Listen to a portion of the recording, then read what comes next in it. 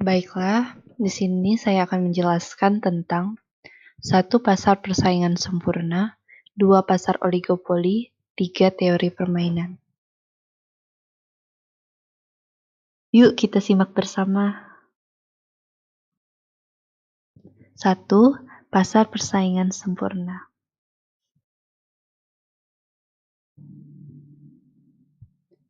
Pengertian pasar.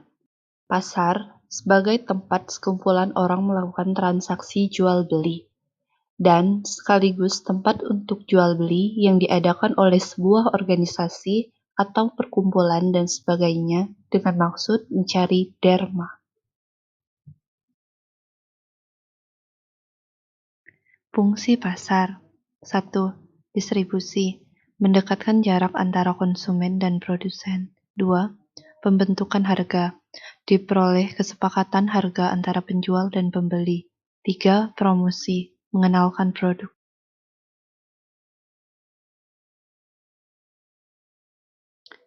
Pasar persaingan sempurna. Suatu bentuk interaksi antara permintaan dan penawaran, di mana jumlah pembeli dan penjual sedemikian rupa, banyaknya atau tidak terbatas.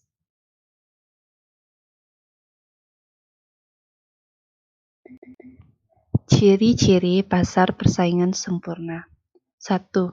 Jumlah pembeli dan penjual banyak. 2. Barang atau jasa yang diperjual-belikan bersifat homogen. 3. Faktor produksi bebas bergerak. 4. Bebas mengambil keputusan. 5. Pembeli dan penjual mengetahui keadaan pasar. 6. Produsen bebas keluar masuk pasar. Kelebihan pasar persaingan sempurna. 1. Persaingan sempurna memaksimumkan efisiensi. 2. Adanya kebebasan bertindak dan memilih.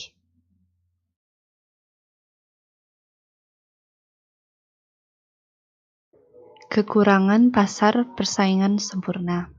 1. Tidak mendorong inovasi. 2. Dapat menimbulkan biaya sosial. 3. Membatasi pilihan konsumen. Pasar oligopoli. Pasar oligopoli adalah keadaan pasar dengan suatu komoditas yang hanya dikuasai oleh beberapa perusahaan. Persaingan antar perusahaan sangat ketat dan strategi pasarnya dilandasi oleh daya cipta. Produk yang dihasilkan sangat beragam dan jenisnya dapat berbeda pada masing-masing produsen.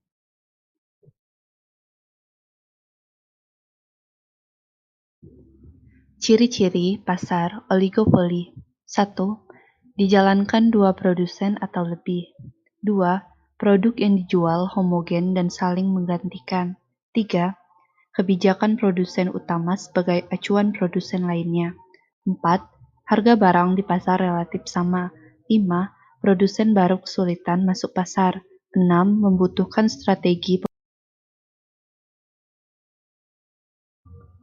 efisiensi skala besar. Profit hanya tercipta apabila perusahaan mampu mencapai tingkat efisiensi.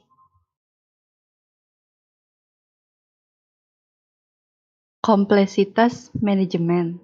Struktur pasar oligopoli ditandai dengan kompetisi, harga, dan non-harga. Kelebihan oligopoli. 1. Persaingan yang ketat menjadikan setiap perusahaan sangat mengupayakan inovasi dan menjaga kualitas terbaiknya. 2. Memberi kebebasan untuk pembeli. 3. Lebih mementingkan kepuasan pembeli daripada persaingan. 4. Kegiatan produksi menjadi lebih efektif. 5. Adanya penerapan teknologi baru. Kelemahan oligopoli. 1. Menciptakan ketimpangan distribusi pendapatan. 2. Sering terjadi perang harga antar produsen. 3. Bisa timbul eksploitasi terhadap pembeli dan pemilik faktor produksi. 4. Cukup sulit untuk melakukan pemerataan pendapatan. 5. Peluang munculnya eksploitasi yang berlebihan dalam kegiatan pasar menjadi lebih besar.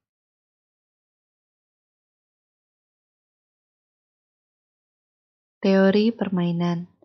Teori permainan adalah suatu pendekatan matematis untuk merumuskan situasi persaingan dan konflik antar berbagai persaingan. 1. Konsep teori permainan. 2. Elemen dasar teori permainan. 3. Two person, zero sum game. Konsep teori permainan. 1. Berkaitan dengan pembuatan keputusan. 2. Pihak yang bersaing bersifat rasional dan cerdas. 3. Pihak ini disebut pemain, dan seterusnya.